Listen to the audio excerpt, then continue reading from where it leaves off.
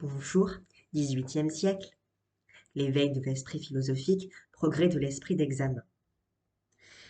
Il offrait la part trop belle aux incrédules qui, tout au long du XVIIIe siècle, fonderont sur l'examen critique de la Bible leurs attaques contre le christianisme. L'hétérodoxie protestante. Au catholicisme, reposant sur l'obéissance volontaire à l'autorité en matière de foi, les protestants opposaient le droit pour chacun d'examiner individuellement sa croyance et de s'en tenir aux décisions de sa conscience. Par la révocation de l'édit de Nantes, 1685, Louis XIV crut porter le dernier coup à la Réforme. Il provoqua au contraire la révolte. Exilés en Suisse, en Angleterre, en Allemagne, en Hollande, les protestants, devenus des martyrs, dressèrent l'Europe contre l'absolutisme de Louis XIV et la religion catholique. Les gazettes de Hollande, qui pénétraient en France clandestinement, devinrent les armes du non-conformisme et de l'hétérodoxie protestante. Le libre examen provoqua bientôt un foisonnement de sectes séparées par des nuances doctrinales et perpétuellement en lutte. Arminiens et Gomariens, Coxéiens et Voétiens, Trinitaires et antitrinitaires, etc. Les Sociniens méritent, parmi ces sectes, une mention particulière. Disciples de Sozzini, fin de XVIe siècle, ils ne voulaient croire que ce qu'on trouvait clairement exprimé dans l'Écriture, les vérités simples et universelles qui s'accordent avec la raison.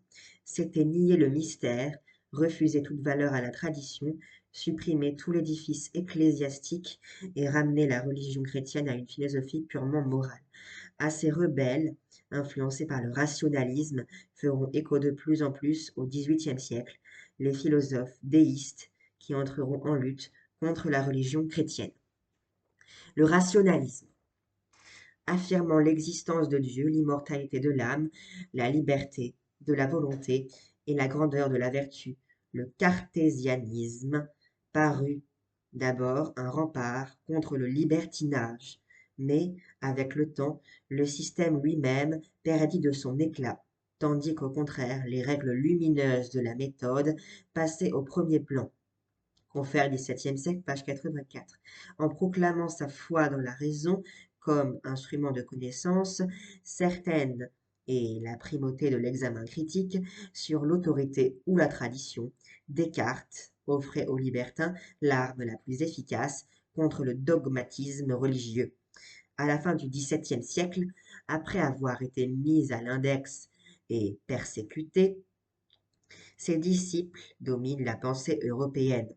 Ils n'hésitent pas à soumettre à l'esprit d'examen la politique, la morale et même la théologie que Descartes avait prudemment mise hors de cause. Le P. Malebranche lui-même, qui, toute sa vie, s'est efforcé de concilier le cartésianisme et le christianisme, n'y parvient qu'en subordonnant Dieu à la toute-puissance de la raison, doctrine peu orthodoxe, qui lui valut une sévère réfutation de Fénelon.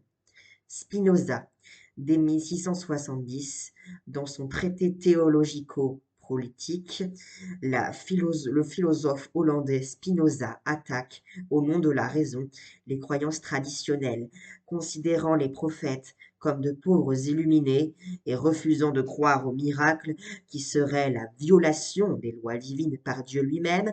Il soumet l'écriture au même examen critique que les textes profanes, discute l'authenticité de plusieurs livres bibliques et conclut que, comme toute autre religion, le christianisme n'est qu'un phénomène historique, relatif à une époque et transitoire.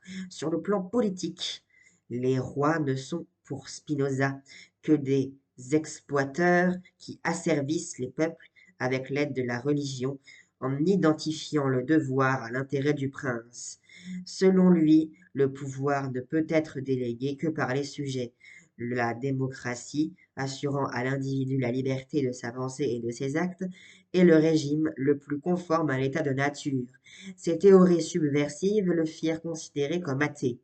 En fait, son éthique, 1677, élargit jusqu'au panthéisme l'idée d'un Dieu rationnel, essence éternelle et l'infini et infini de l'univers. Bas et les Fontenelles, en France même, patrie de Descartes, l'esprit d'examen portait les coups les plus rudes au dogmatisme religieux.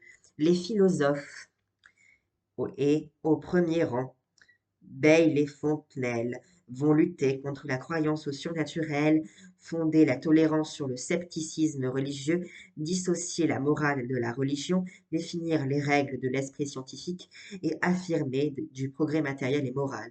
Les philosophes du XVIIIe siècle ne feront, bien souvent, que reprendre avec art les idées de Bayle et de Fontenelle.